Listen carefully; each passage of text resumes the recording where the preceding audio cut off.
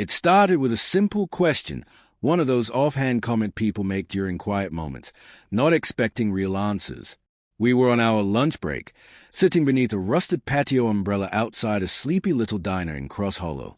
My co-worker, Nathaniel, was in the middle of venting about his recent breakup, chasing the idea of closure like it was something you could just find and hold. I was only half listening until he looked at me and asked, "Do you ever think she'll get in touch again?" I didn't respond.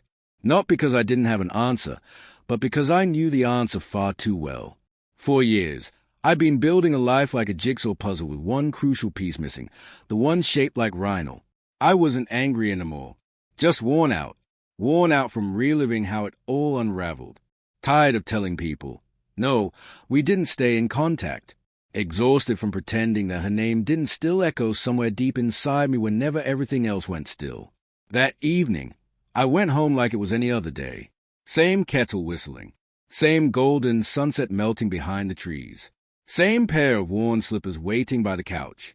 Nothing felt different, until the next morning. I was up in the attic, digging through old boxes for something I probably tossed out years ago, when I stumbled on an envelope, aged, soft, yellowing at the edges, with her handwriting on it. My name, Ellis, written in faint pencil, somehow still legible after all this time. It wasn't the note itself that shook me. It was what happened at that very moment. While I held that envelope in one hand, my phone buzzed in the other. Rhino Winslow. I hadn't seen her name light up a screen since 2010. I didn't open the message right away. I just sat there in the attic, phone in hand, staring at it, at her name, for what felt like an hour. It felt surreal, like I'd stumbled into someone else's memory. 15 years ago, she walked out of our apartment in a blue sweater and dark sunglasses, wheeling a suitcase I didn't help her pack. She left behind her books, her plants, a half-finished cup of tea on the table. And me. There were no tears, no slammed doors, no grand explanation. Just a soft, steady voice saying, "Please don't try to follow me." And then she was gone. What I found out later, months later, carved out a space inside me that no apology could ever quite reach. She hadn't left to find herself like she claimed. She left for someone else. Someone married. Someone who promised her a life of adventure, excitement, and maybe better wine. I suppose that life didn't include me. But that was 15 years ago. And now here she was, not on my doorstep, not in a dream, but in a single unread message on my phone. I don't expect anything. I just wanted to say I'm sorry. No punctuation. Just those words. I didn't read it again that night. I didn't reply. Instead, I sat outside in the dark for hours, letting the breeze whisper through the trees, feeling something I thought I had buried a long time ago stir inside me. I wasn't sure if it was sorrow, anger, or something more dangerous. Hope? I didn't respond the next day either, or the one after that. For the first time in years, I didn't know how I felt, and that somehow terrified me more than anything else ever had. Because when someone leaves without ever truly looking back, it's not just them you lose. You lose a version of yourself that existed when they loved you, the one who laughed easily, who brewed 2 cups of coffee instead of 1, who thought weekends were for dreaming, not recovering. That part of me left when she did. I convinced myself that was okay, that I'd adapted, that I'd moved on. But then, 5 days later, another message came. "Ellis, I'm in town." No apology this time. No explanation. Just presence. I didn't even know she'd moved away. I never asked. I guess I figured she disappeared into his world, the man with polished shoes and practice charm, the one who wore tailored coats and whispered dreams into her ear at gallery openings I never wanted to attend. I met him once. I wasn't supposed to. I'd found her father's old watch in a drawer, something she forgot when she left. I didn't want her to think I kept it out of spite, so I returned it. She had scribbled an address for me, one that led to a bright corner of the city I'd never explored. Tall buildings, music spilling from balconies, and laughter drifting into the streets. She opened the door in his shirt. Her eyes widened when she saw me. For a second, I thought she might pass out, but she didn't. She stepped aside, took the watch, nodded, and then he appeared behind her. I don't remember his face, just the way his hand landed gently on her arm, like she already belonged to him. That was the moment something in me cracked. No fireworks, no shouting, just a quiet ache of realizing I wasn't the one she'd choose. She never explained. I never asked. And now, all these years later, she was breathing the same air again, in this same town. I should have ignored her message, blocked the number, gone back to pruning hedges and reading second-hand novels. But curiosity doesn't shout, it whispers, and I heard it loud and clear.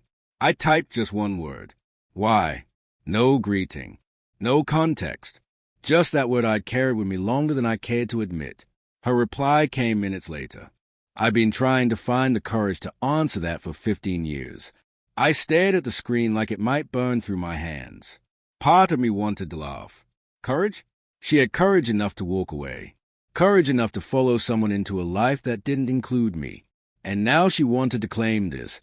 This message was brave, and yet I couldn't deny it. Some part of me still wanted to hear what she had to say. I found myself sitting at the same old kitchen table, rickety and worn, the one we picked up at a flea market a year into our marriage. I told myself I had kept it all these years because it was sturdy and just happened to fit the room, not because of her. But that's the thing about the object we hold on to. They find quiet ways to remind us of what we've lost. I typed a reply. 5 minutes. Daylight. Somewhere public. I chose a place. I half expected her to vanish again. But the response came almost immediately. I'll be there. Just like that, 15 years of silence cracked. Not shattered by yelling or blame, but by two people facing each other, unsure if the worst chapter of their story had ended or only just begun. The cafe I picked was mostly forgotten, intentionally so. 2 blocks off Main, wedged between an old bookshop and a boarded-up tailor's. The kind of spot with dusty tile floors and a chalkboard menu nobody bothered updating. It wasn't trendy or charming, but it was neutral, and I needed neutral. I got there 20 minutes early, even though I told her to be punctual. I didn't want to walk in second. I didn't want the door creaking open behind me to jolt my spine every time someone entered. I needed to breathe first, to scan the room, to make space for whatever this would become. I chose a table by the window, facing outward. My reflection hovered faintly in the glass, washed in pale morning light. I hardly recognized a man looking back, hair mostly gray, jaw more set, eyes heavy with the years. I almost reached the cologne that morning. Habit, maybe, but I didn't. She didn't deserve a version of me I no longer was. 10 minutes passed, then 5, then 1. A bell above the door chimed. I didn't tone, but I knew she was there. It's strange how that works, how presence announces itself before words ever do. She walked in slowly. No perfume, no performance, just a loose beige sweater, worn jeans, and the same quiet shoes she used to wear when she'd sneak out at night to read without waking me. Her hair was pulled back, but not neatly, as if she hadn't been sure what to do with it. She didn't smile. Neither did I. She sat across from me, not too close, not far, her hands folded on the table like she'd rehearsed this scene 1,000 times and still didn't feel ready. The first thing I noticed, her eyes. They weren't proud. They weren't even sad. They were searching. "Thank you," she whispered, "for showing up." I gave a small nod. Not forgiveness, just acknowledgement. The silence wasn't awkward. It was dense, the kind that thickens with every breath, like a storm waiting to decide whether to break. She glanced at the window, then back at me. "I don't know where to begin," she said, voice lower than I remembered. Rougher. "You probably have every right to leave or tell me not to speak." I didn't respond right away. The truth was, I didn't know what I wanted either. Closure, an apology, understanding, or maybe just confirmation that she had ever truly existed. "I won't stop you from talking," I said, "but don't expect anything from me. Not today." She nodded, didn't flinch, but her hands were locked in a quiet, nervous grip. "I thought I loved him," she began. "Back then, I really believed I did. And I told myself I left because I wanted something bigger, freer, wilder. But that was a story I kept feeding myself because it was easier than facing what I destroyed." Her voice wavered, but she kept going. "I waited for him to leave his wife. He never did. I stayed anyway. Told myself I was strong, that I didn't need anyone. But I wasn't strong. I was ashamed. Still, I said nothing. Not from coldness. My voice had simply gone missing. She let out a long breath. By the time I realized how badly I'd screwed up, too much time had passed. And then even more. I figured you were probably happy by then. Probably didn't even remember what my voice sounded like. My chest tightened. I did. I said, barely above a whisper. I'm not here to beg, she added quickly. I needed to sit across from you and say, you didn't deserve the way I left. Outside, a couple walked past with a stroller. A bird landed on the sill. Time didn't pause. It just bent slightly around this moment. She noticed I hadn't said much. You hate me, she said, not accusingly. Just plainly, like it was a fact she'd carried. I looked at her directly. Not through her. Not past her. No, I answered. I did. For a long time. But hate's heavy. It doesn't carry well over distance. She blinked. Once. Twice. No tears. Just stillness. We sat there for a while. Two people who used to share bed, now sharing space with difficulty. Thank you for not walking out, she murmured. I didn't reply. Not because I didn't want to, but because something inside me was shifting. Not forward. Not back. Just somewhere else. We didn't speak for 47 minutes. Yes, I counted. She stayed seated, hands pressed to the tabletop like she didn't trust them not to shake. I drank coffee I didn't remember ordering. The waitress came twice to refill our cups and left quietly. Reinhold kept looking at the window, like maybe the right thing to say was scrawled in the sky. I watched her breathe. Not romantically. Not longingly. Just quietly. The kind of watching you do when goodbye has already been said but you haven't stood up yet. She wasn't the woman I remembered. Not entirely. Her posture had changed. Her voice had lost something. Even her blinking seemed slower. But there were small things I didn't expect to remember. The way she stirred her spoon once before setting it down. How she crossed her ankles without looking. How she held the mug with both hands, even when it wasn't hot. You don't owe me anything, she said finally, softly, barely louder than the espresso machine hum. I didn't answer. Not from resistance. I just didn't know where to set her words. She wasn't asking for space or forgiveness. She was naming the air between us. Naming the silence like it was an object she could fold and pocket. I always told myself, she went on, if I ever saw you again, I'd be honest. Not dramatic, just honest. She breathed in slowly. But now that I'm here, every word I say feels fake, like I'm decorating something broken. Her voice quivered. Slightly. I set my cup down and looked at her the way you look at an old photo you forgot you had.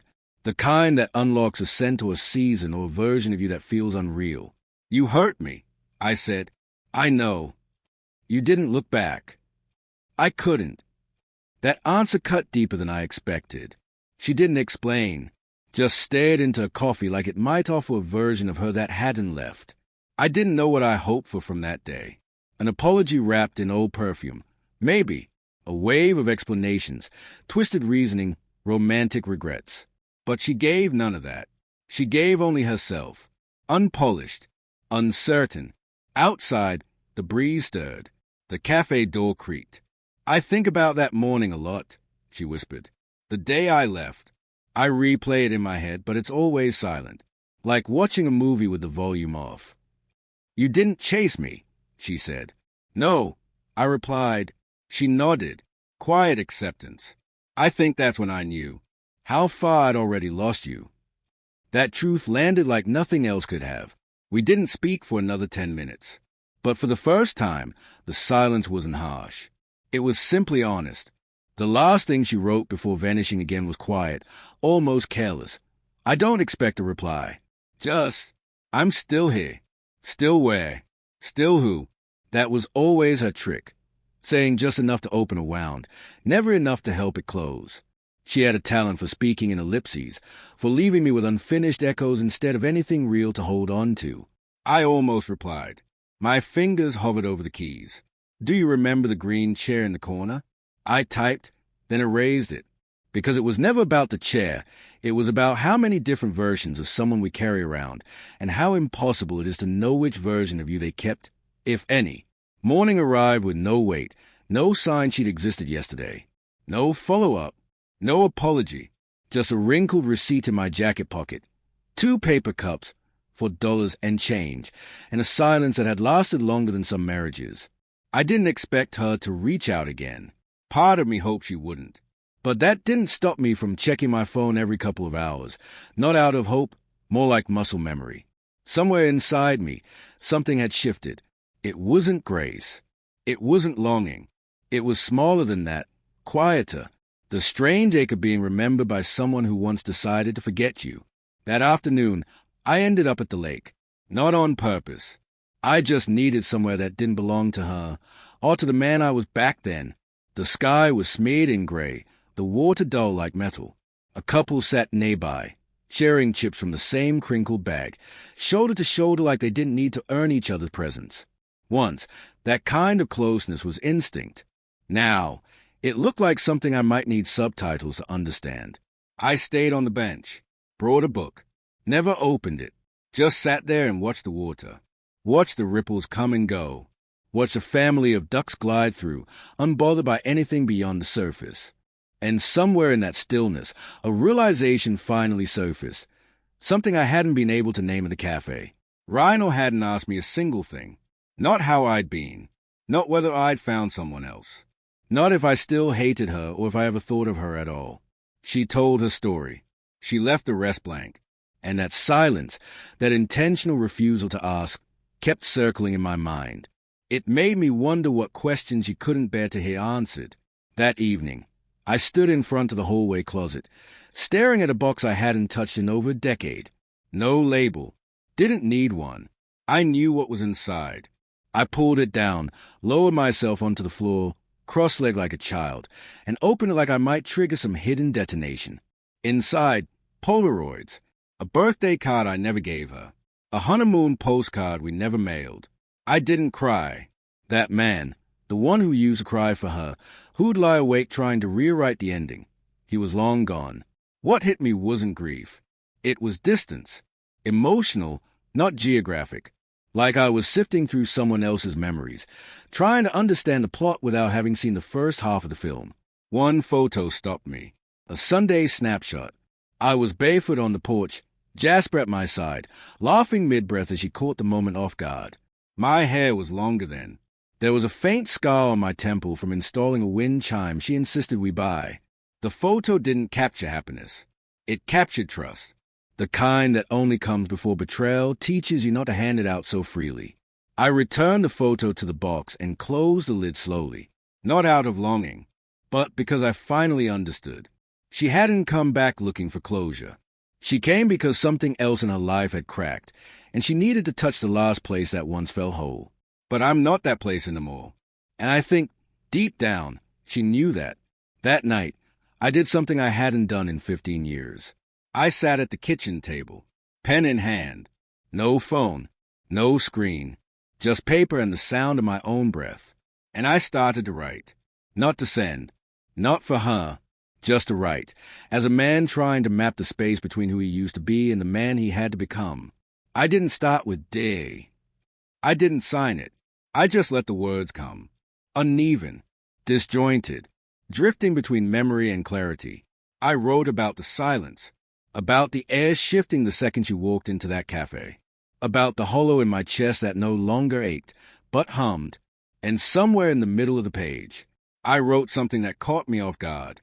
It's not you I miss, it's the man I was when you loved me. I sat with that for a long while.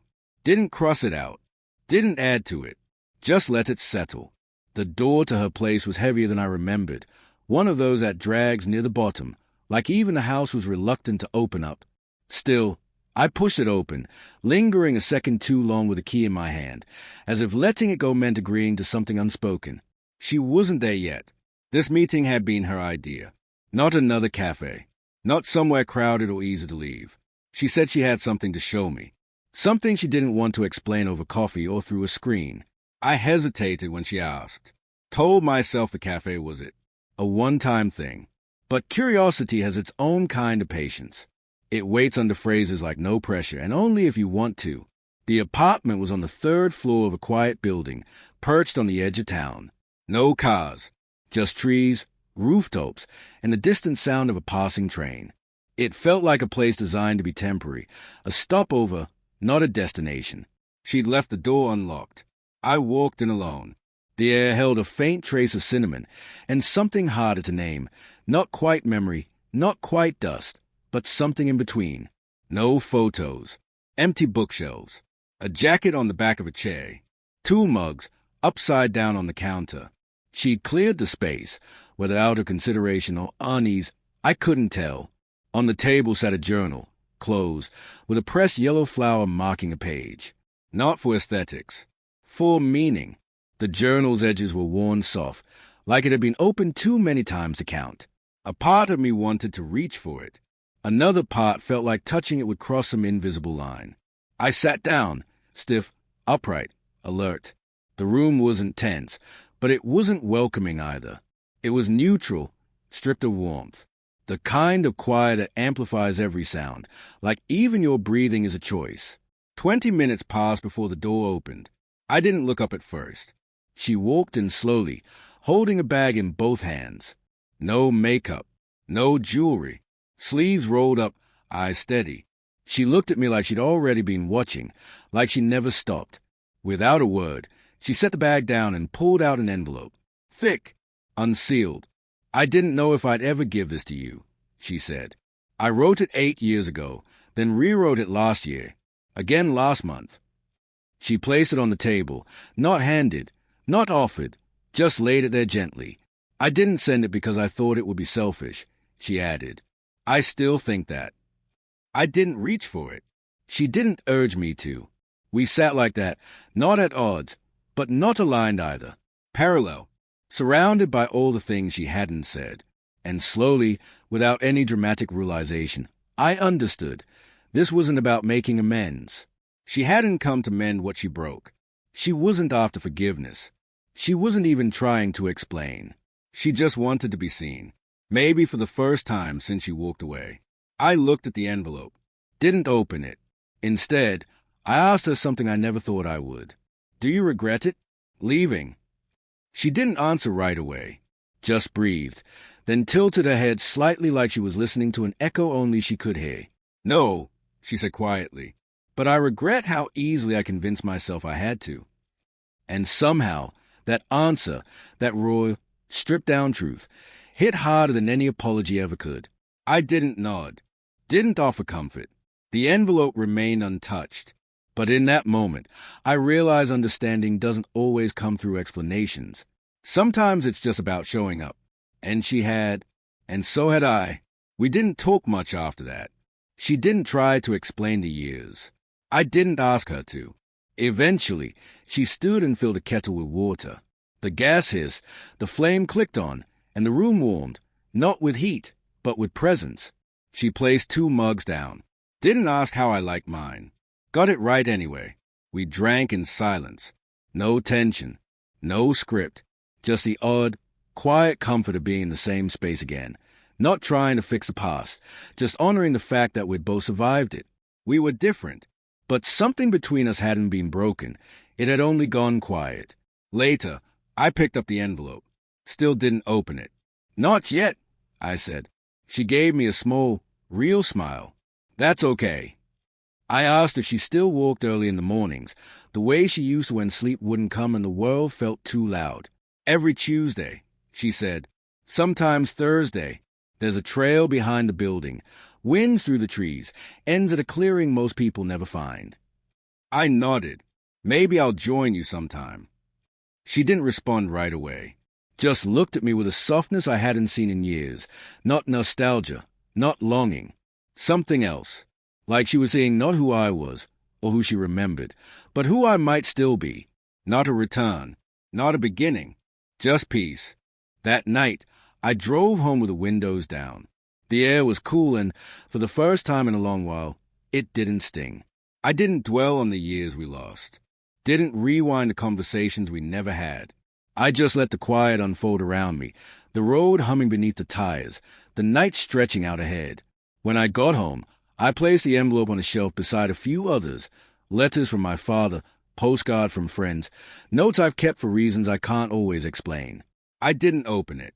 I didn't need to. Something had already shifted. And for once, that was enough.